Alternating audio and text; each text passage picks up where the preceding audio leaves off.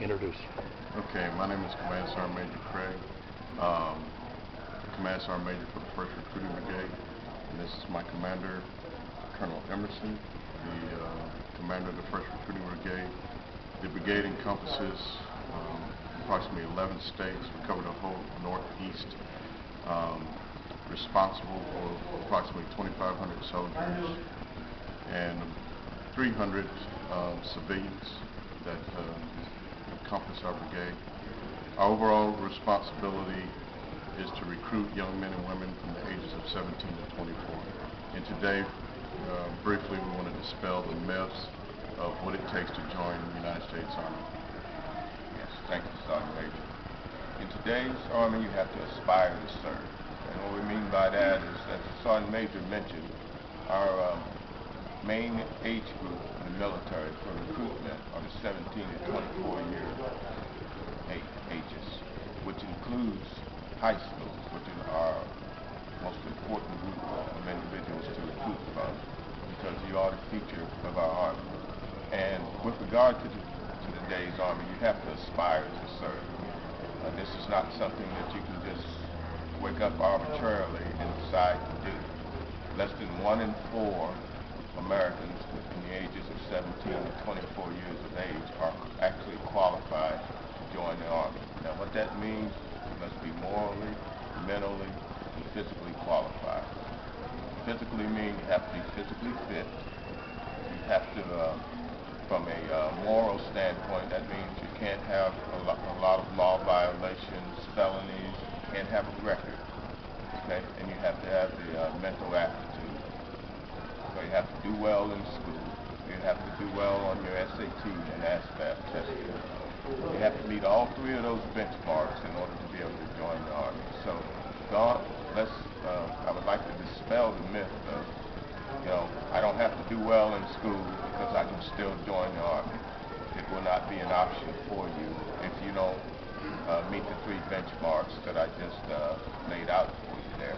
Now, why are you important? Why are our 17 to 24 year ages the most important? Well, we're an Army of the 21st century.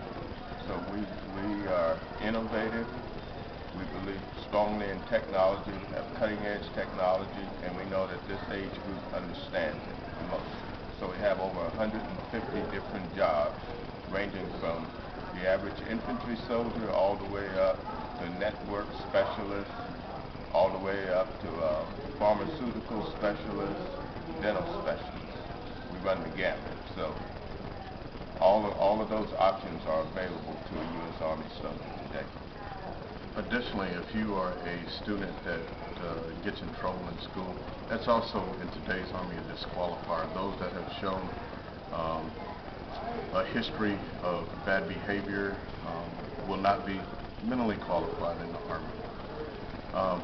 Additionally, we're looking for the individual that's interested in teamwork, that's concerned about being a part of something that's larger than themselves. So it takes a lot to get in the Army today. Also, the Army is a continuing education source. When I entered into the Army, I started out with a high school degree. Now I have a master's degree and 2 bachelor's degrees, paid for by the United States Army. Now, initially, I wasn't just interested in getting my education, but the Army is so competitive that it actually, you have to continue to compete educationally so that you can be competitive for promotion. Additionally, we also offer officer candidate school. We have special missions group that we recruit military intelligence, we recruit bandsmen, we recruit OCS, which is Officer Candidate School, those that show the aptitude to go on and become an officer. So there's a lot of things that we offer in the United States Army. Also, One Officer Flight School. So if you apply yourself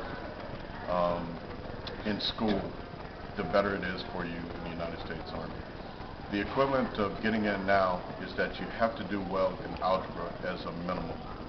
You have to score a 50 or above on the Armed Services Vocational Aptitude Battery Test.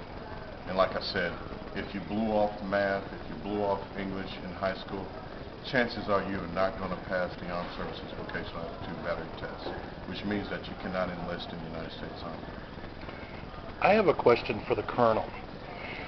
Colonel, I know that the military speaks a lot about STEM, and STEM is very popular as an acronym term now. But in terms of STEM, how do you envision the importance of technology and engineering education as the centerpieces of STEM and its relationship to the military? Oh, it's very critical.